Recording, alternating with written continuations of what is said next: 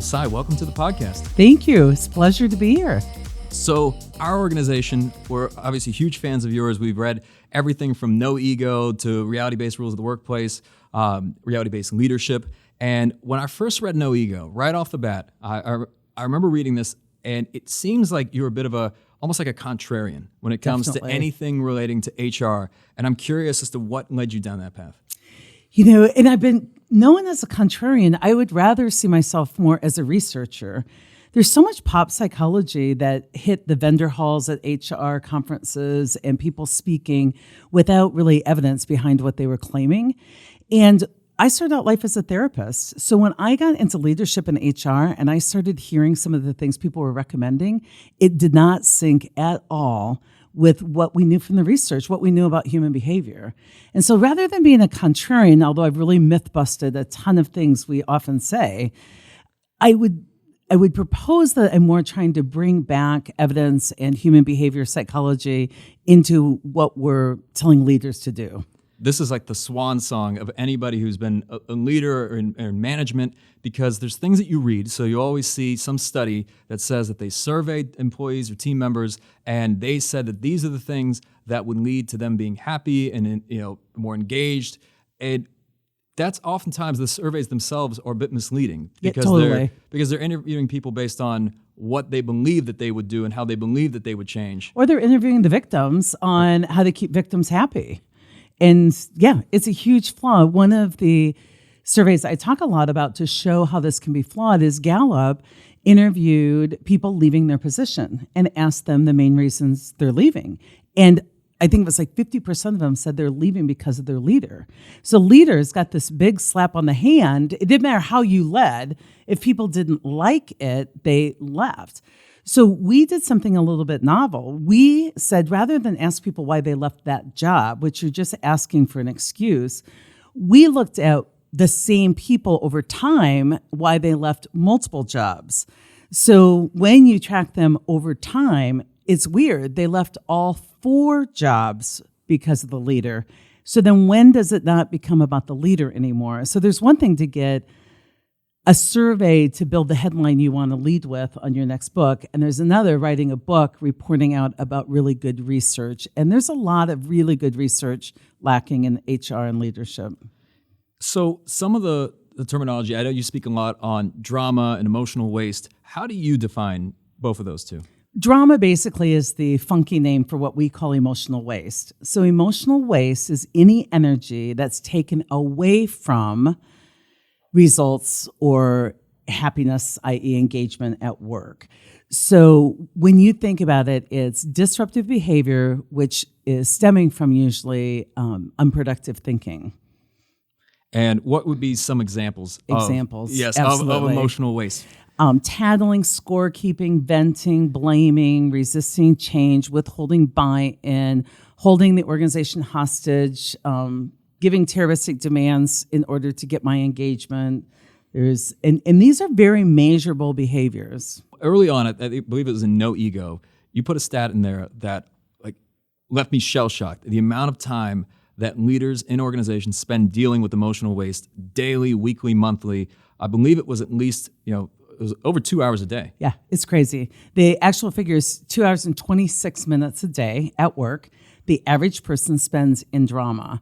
And what's sad about that is it's not only the lost productivity. It's not that people aren't working. They're working hard, but they're working hard with a grudge. They're working hard without full access to all of their intelligence. Like there's just a part of them that's distracted and resentful and feeling taken advantage of. It's time that people spend feeling miserable at work that's unnecessary. It's self-imposed suffering. The challenge always I've found is that since we're talking about human beings here, at the end of the day, we're dealing with human beings which are unpredictable. Is it possible to have a 100% drama-free organization? I think if you ask my team, I can't say we're 100% drama-free. We're not robots. We get our egos hooked. But I would say that drama just doesn't take the toll that it used to. Because the average organization, if you do the math, is 816 hours per person per year. And a lot of us aren't feeling like we have all the staff we need. And just think if you could upcycle 816 hours of drama a year per person. and it had people feeling like they liked each other rather than judged each other. So this has me wondering how much of this is you brought somebody who was high drama into the organization and you just hired incorrectly versus this is just something that you need to mitigate on a continuous basis, regardless with the people you already have. Yeah. The answer is both. I always say, if you've got drama, you either hired it, you allow it, or you are it. Those are really only the three types of drama in your organization. Do you have a good way to screen this on the front end when you are hiring to potentially identify that this person could be high drama? Because there's been we've seen some Academy Award winning performances during interviews. Yeah. You see great resumes, they do great on assessments, and then, a few weeks in or a few months in, you're like, this isn't the person from the interview. Exactly. It's like, what did you do with the person I hired? A couple of things that I tell people. First of all, get really clear about what's important to your organization if you're committed to a drama-free or at least drama-evolving organization. And I say this because we believe they did the bait and switch, but a lot of times we're the ones doing the bait and switch. We don't believe people when we see, the first time. We don't believe them the first time they show us who they are. We also say we want one thing, but when we get in and we see a bright, shiny resume where this person served under Judge such and such as a clerk or whatever it was, we lose our minds over that, right? So we have to get very clear and be willing to go through quite a few candidates to take our time. And a lot of people have weird beliefs that they haven't looked at. Like a lot of people say, oh, Cy, it's so hard to find good talent. And when I hear that, I don't experience that as an employer, but then I see the flaw in their logic. They think they have to win the talent war in their city for people in that profession. And I'm like, no, you just have to be the best place for high accountables to work. It's not a very hard competition. So like if you and I are being chased by a tiger, I don't have to beat the tiger. I just have to beat you. So I just have to have a clean workplace where high accountables love working. So I have to really clean up my own view and move my own ego out of it and really hold that confidence. I have to be willing to suffer some discomfort to hire the person I want.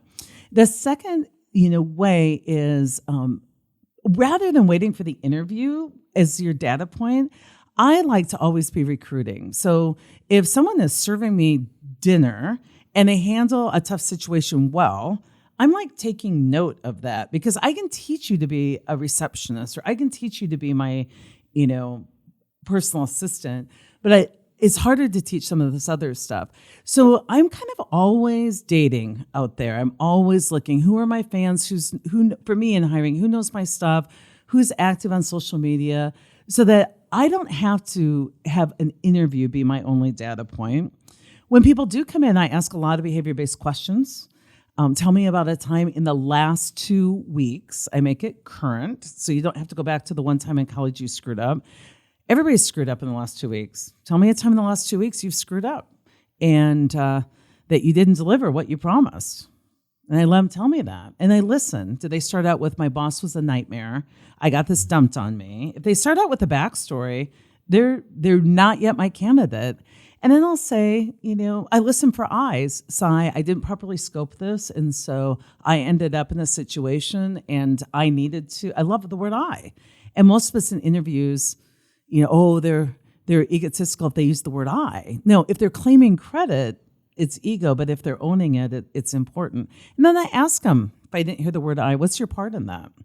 And then I test people. So I don't just have people come in. I have people for interviews. I have people come in shadow, and I test them as simple as I have my assistant call me out of the interview, and I have her sit down, and I just say, I'm on question 3. Why don't you continue? And I want to see how they handled that. Are they resilient? Do they disrespect people younger than me? Because my whole company is young. So there's a lot of things I do like that. And then just because you hired them, I don't know, depends on the state you're in. We have 90 days probation. And if you can't live up to your interview, we'll either extend it, but probably at my company, we'll just say, we're going to be testing you and you're going to be testing us in the 90 days. And that's tricky. A lot of people say, well, nobody's going to risk coming to you if they know they could lose their job in 90 days. Oh, yeah, high accountables will, because high accountables have nothing to fear. So many organizations try to be the best place to work for all of America, Yeah. It seems like. And rather than trying to be the best place to work for high accountable people that align with your organizational values. Exactly. And we got to quit lying to people. People say, oh, family is really important. It is to us. But we don't tell you, if you need to go to your kid's Little League game, we'll make sure it happens, because that's not the case in our organization. Most of my people travel 5 days a week. We work hard, we play hard. Now, will you get over the top crazy trips to Cabo? Not crazy in like HR terms, but fun trips. Yeah, because we, have the ability to take advantage of some of our miles and stuff that other people don't have. But I don't promise people that, you won't be here till midnight. It's flexible. Like if you're here till midnight, you might not be in the next morning. You can work from home. But what's not flexible is that you can never miss a deadline. What are your thoughts then on, and this became popularized, I think, in the last several years. It was almost as if maybe it came out of Silicon Valley, where organizations would compete based on who had the ping pong table, the water slide, all different levels of just things that they felt could draw in talent. You don't have the right people on your team if work's not fun. Because for me, work and pleasure aren't separate. Right. So I want people that really are passionate about it. But I would tell you, I'm working with a lot of those companies now, and what they've realized and what we've shown in the research is that if you over-rotate on engagement, buying people's love, engagement without accountability creates entitlement. And now they've kind of created a monster that they can't feed. And, some of those companies had the luxury of doing that. I'm all about engaging folks. I would tell you that if you only have high accountables in your workplace, they're easy to reward and engage. I will give them anything, because anything I spend on them comes back threefold. But if I'm trying to buy somebody's commitment or love or buy-in, it's never going to happen, and it's never going to be sustainable. So for me, let's have organic fun. Let's have, for me as a boss, I need to watch my ego and not be, overly money focused or try and control. I need to be willing to fund the experience of my team and do it well. If they have eating preferences, if you came into my company, you would say your people are incredibly spoiled. It would look like we're buying their love. We're not. They're incredibly dedicated. So if they would rather drink almond milk than something else, we will definitely have that delivered. It is the motive behind it, I think. And it always comes back to accountability, it seems, because when you talk about buying love, the difference is, if you could speak to the difference between the feedback you will receive when you're doing things like feedback surveys, engagement surveys from members of the team, where you'll have ones that are high accountable versus low accountable.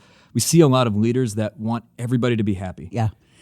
And what I would tell you from my background as a therapist, this is one of the things when I first came into leadership, they're like, we're doing an engagement survey and 10% of your bonus is based on whether or not you keep people happy. And I said, but 90% is based on results that I produce. So I'm not going to go chasing after the 10%, keep everybody happy. Now, will I treat people with respect? Will I try and pay attention to my own bias so that I'm not, not leveraging somebody's diversity? Absolutely. But what I found out in the whole engagement piece and that focus on keeping people happy is it didn't play out in what we know from psychology, because the same behavior cannot please a high accountable and a low accountable at the same time. You will always be ticking somebody off. Now, what do I mean by that? We are going to implement change so that we stay at the forefront of delivering progressive things for our clients. Well, someone who's in a state of low accountability is anxious when change is happening. Somebody who's in a state of high accountability is anxious when change is not happening. But yet we say change is hard, but it's only hard for the unready. So my high accountables are like, Cy, why aren't we doing this? The competition's doing X, Y, and Z, and I'll lead it. I want to, let's test it. Let's experiment with it. The low accountables are like, it's only been on the market 8 years. Are we really sure that we're going to stick with this? And I just want to do the bare minimum. So when I started doing engagement surveys, it floored me that your vote on the engagement survey, one was anonymous, which I think kills accountability. If you have to beg all of this and wait for a survey to tell me you didn't have the tools to do your work, we got bigger problems than your engagement. But that every vote counted the same. Every single vote, whether you were on performance plan or you were my top star, your vote on the engagement survey counted the same. And to me, that's corrupted data. And the second thing everybody talks about is that engagement drives results. And we know that that's simply not true. It's a shadow factor. Accountability drives engagement. People high in accountability choose engagement more often than people low in accountability in the same circumstances. And accountability drives results. Where should a leader's time go when they've got both types of people in their organization, the high accountables, the low accountables? How much of it should be spent aiming to rehabilitate versus focusing on rewarding and perhaps developing the high accountables? To protect yourself from a legal environment and to be fair to your employees, you need to spend a bit of time with those that are low in accountability. And I would tell you that time needs to be spent not coaching, suggesting, cajoling, bargaining, inquiring. It needs to be spent just performance managing. Here's the basics I need from you. Here's the essential behaviors I need you to exhibit, or move them out of your organization. But the average leader spends 80 hours extra on one person that is either resistant or not performing. And that extra time, that's what you need to feed your mid and high accountables, because that time spent with them really gets you an ROI. And so you will get whatever you feed. And if you want to feed low accountability with your time, do it, but that's what you will get. And then be very careful, because a lot of times we build a dream team and then we put someone that is low accountable on that team. And we say, you know what, if you can get this by Ed, it will be a good idea. And as if Ed is the throttle by which you're going to run your company. And I believe in turning dream teams loose. Get only high accountables onto a project. Let them break the curve. Feed them, the resources they need. Let them show you what possibilities there are. Then you can go back and say, look, my data as whether or not this is possible isn't corrupted by your resistance. We proved it possible with a homogeneous dream team who are all willing. Now let's go back, and now that we know it's possible, let's find the ways to scale it and standardize it for everybody else. But I think we end up working harder for someone's success than they are. And that's pure codependency to me. A lot of leaders call that servant leadership and other things, but servant leadership is good stuff if you're a healthy leader. But most of us aren't healthy leaders. Instead of talking directly to someone or setting a boundary, we talk about them and wish they read our minds. As we as ourselves as leaders grow, we want to see that growth in other people. And there's so much thought about coaching. Of course, you want to help people grow and develop. You don't want them to make those mistakes, to make the poor decisions that will literally either exit them from your current organization or exit them from every other organization they'll move into moving forward. But how much of it is can you really change someone, or can that only happen if they themselves are willing to change? The key ingredient, people are like, will this person change? It depends on their willingness. Yeah. It's absolutely willingness. I believe from a skill set standpoint, people are pretty unlimited in potential. It's the willingness. And so when you're working with somebody, before you figure out and think, oh my gosh, what can I do to get them more successful? Go to them. What's your level of willingness to really evolve in this situation? And if they're like, I'm not willing at all, I don't agree with the strategy. Help me understand. Are there some key objections I should know about? No, it's just not my preference. I don't like working that way. Well, that's where we're heading.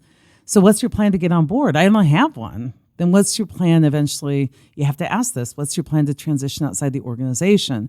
Because most leaders let people have a third option. They're going to stay and vent and stay and complain and stay and resist and stay and slow you down. I own my own company. This is my money, not in the market. It's in my company. I want the ROI. I'm not willing to have that. So if leaders are going to coach, they need to not tell, but they need to ask questions. So we believe feedback is important, but feedback needs to be short and self-reflection long. And so coaching is helping people be curious about themselves. And I just say coaching is look at your results and notice you and how you moved through that situation, and what did you observe, and what would you like to be more skilled in or to do differently, and how do you want to change your approach? And one of the things that I think we want to as leaders sometimes is we want to give people what they need so they can have impact in the world, and we can't devalue it's incredible value how people are impacted by the world, and we're just there to help them make sense of it. So you got to give your people challenges. We know this about accountability. They got to be challenged. They have to experience accountability. They have to experience some natural consequences. You give them some feedback, but it's a lot of self-reflection and a lot of just making sense of it. But let's say, you see this with sports teams a lot.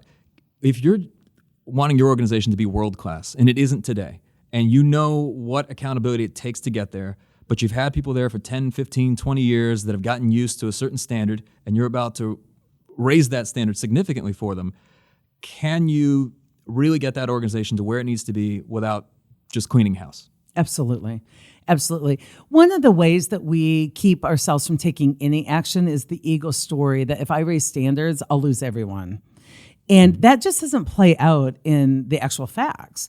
You have 3 groups in your organization. You have a group that you will lose and you should lose because the fact that you're thinking a warm body is better than no body or that there's nobody else out there.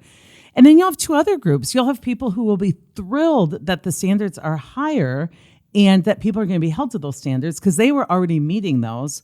Unfortunately, you took work away from the people not doing their work and you gave it to the people who are overperforming. And then there's the middle group, and they will come your way. They are highly influenceable and they will come your way. So when people say, Cy, I have these people here, they've been here 10 years, they're good people, they're doing bad math. It's not about, just because somebody's been here 10 years doesn't mean they have the skills to take you to the next level. It doesn't mean that they're even loyal to you. People are like, they're loyal to me. I'm like, you should have heard what I heard in the bathroom. They're not loyal to you. They are using you. Now, it doesn't have to be this big battle of wills. It's not your decision whether they stay and go, whether they grow or not. You got to get out of all that manipulation, which is ego, and ask them. Here's what the standard is that we're going towards in a year from now.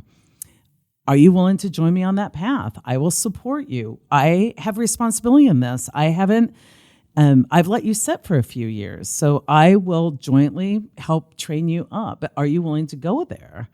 And your willingness will become obvious to me with your growth and your development. And if you're not willing to go there, it's okay. I'm not going to hold you hostage, but most of us do really bad math. I hear it all the time. Cy, you don't understand. They're the only expert in the world on this particular topic. And I'm like, well, let's see if that's true. Google it. Oh, that's right. You can buy that talent. You can rent it. You can there's 100 ways to get that expertise. No one is an expert anymore in their own right. And then a lot of people are like, Cy, they're a rock star. I mean, they can't get along with anybody, and I have to give them a private office, and I have to have a handler. And I even at times have to, sometimes take 3 approaches to talk to them. I have to see what mood they're in, but they're a rock star. And I'm like, stop calling them a rock star. It's not technical performance any longer. That's almost pass fail. The true value of an employee, they need to deliver what the organization requires. A lot of people have technical knowledge, but they won't deliver it for the organization. They hoard it. They have to deliver what the organization requires, but then they have to be growing and developing, so they will assure us they'll be relevant into the future. And then a big number most people don't think about is, what's their true cost? What's the cost of them in addition to their salary and benefits? What's their freak out factor? What's their maintenance fee? What is their hassle factor, their drama quotient? And a lot of people, the ego forgets that stuff and accepts it as the cost of doing business and overvalues the other stuff. We really do poor math. And I once had a neurosurgeon, the only one in a 3-state area, but I didn't lie to myself about it. We had him come through a different exit. We limited his interaction with staff. We didn't pretend that this person was a rock star. We pretended, or we didn't pretend. The reality was he was a decent surgeon, although even a surgeon needs good team, skills, and he was all we had for now. But I think it's important because that's where people emotionally blackmail you. In a lot of cases, people are like, well, if they left, they would take all my customers with them. Well, what is your part in getting your company to a point of risk where your customers' impact or your customers' interaction is only with one person who tends to withhold information from you? That they're like, well, that's a big risk. I'm like, well, then put a plan in place to mitigate that risk. Because every time someone gives me a reason why they have to keep somebody who cost more than they're worth, it leads back to that leader's accountability level. It seems like you shouldn't have to justify. You should not. There's so much, but they're this, or either they've been here a long time, they're part of my extended family, they were with me when we first started the company, whatever that might be, and it puts a lot of just responsibility and accountability on all of us to continuously learn and grow and develop and ultimately contribute. Yeah. I hear that a lot in, people who started their maybe practice or business and then they've grown. They see people like family. But if they had an uncle who acted the way that employee did, and I said, but you need to have a 2-hour lunch with them every single day, even with their family, they would say, no way. I'm only going to see that person at Thanksgiving. And yet we're willing to work with people. We call them family. The Dalai Lama, I think, said it best. I love his stuff. But he said, if you're suffering, there's really only 2 ways forward, because all suffering is needless, right? If it's fixable, fix it. And if it's not, then own it, accept it, just know it's part of your reality. But most of us want the third option. We don't want to fix it. We don't want to own it. We want to vent about it. And that is the lowest level of accountability a leader in an organization can be in. We've got a rule in ours, and this is actually even extends to my wife and I in the sense that you're allowed to complain about something once or someone. I'll hear you out. The same thing goes with me. I can complain one time, but then either do something about it the second time or, don't complain again. Yeah. I love it. It's exactly what I'm talking about. It's such a good rule. And now we may set time aside to better understand something that, we need to sit with for a few weeks to figure out what's going on. But that's moving towards fixing it. And, a lot of people want that third option again. I don't want to fix it. I'm not willing to give grace and tolerance and mercy and accept it. And so I just want to vent about it or complain about it. I'm not talking about people's quirkiness. I'm not talking about people's diversity. If you came through our office, we have a lot of people's preferences catered to, but I would tell you that they're not terroristic demands. They're inquiries in, hey, it would help me to have an extra monitor. And does that seem, worthy to you? It's just... We try and hold people hostage and not let people move freely through the world, right? To go work wherever they want to work. I want them to work with me because they want to work with me, but other people enable them and buy them off and then try and keep them. And that's a tough go of it.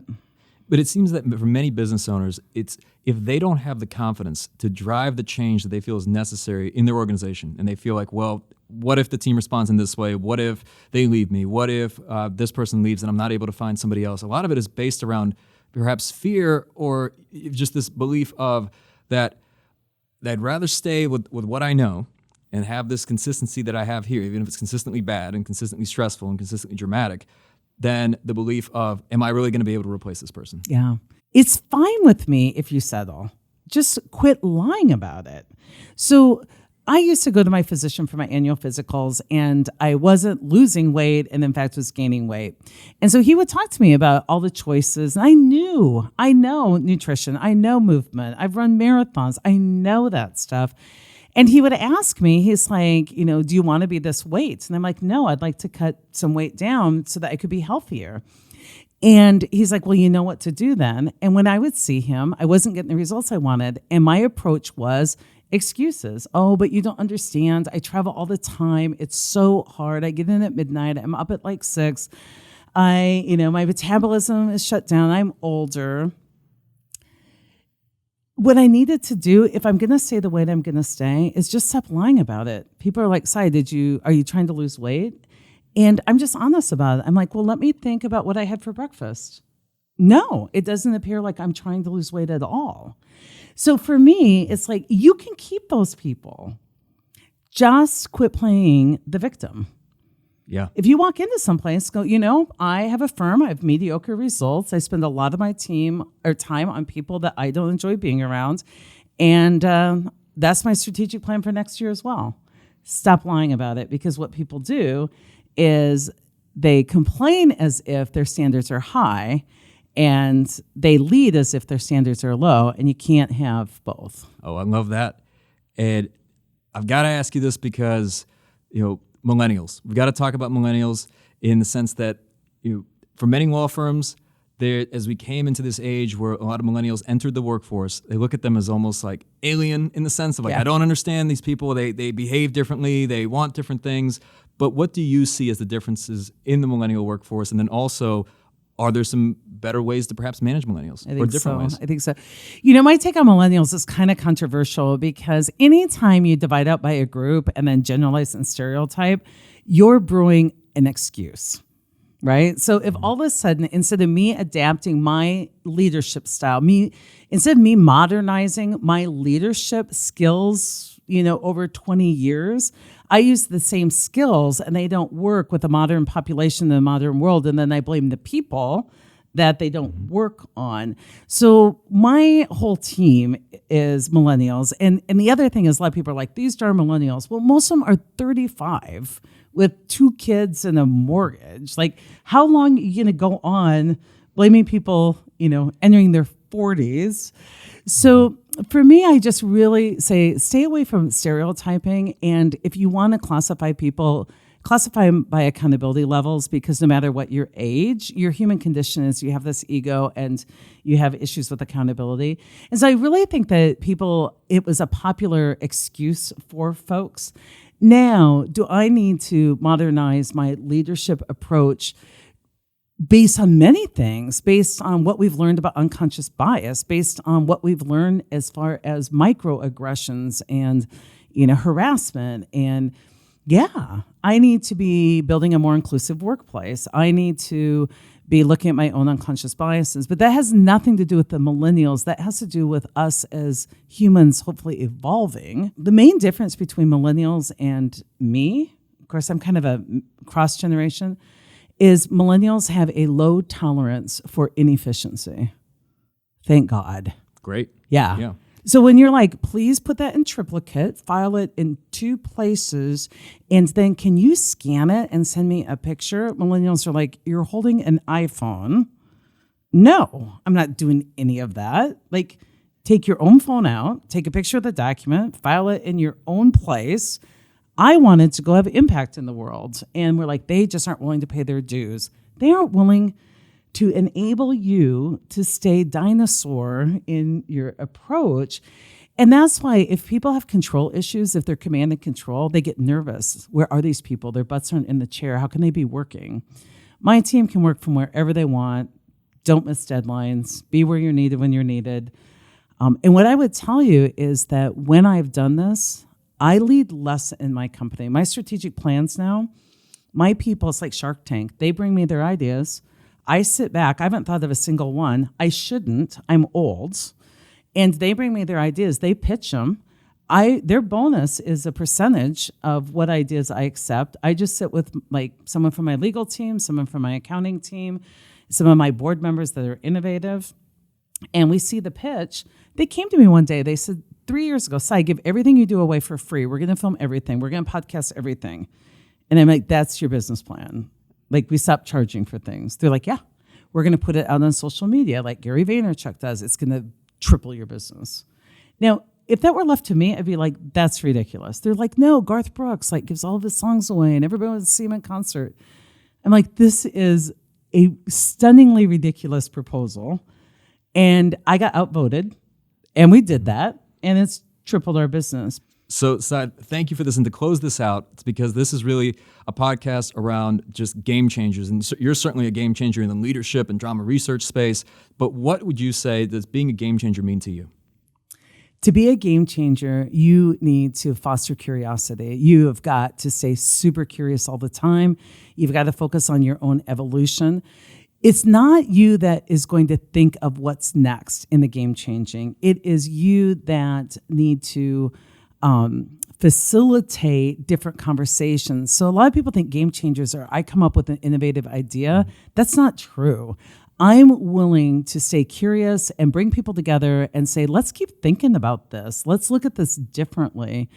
And I think that's probably the biggest thing. The leaders I find that aren't game changers, the more you're complaining, that's the sign for the more evolving you have yet to do, So I think it really is being a citizen of the world and being willing to, game changers are people that will get out there in the mess.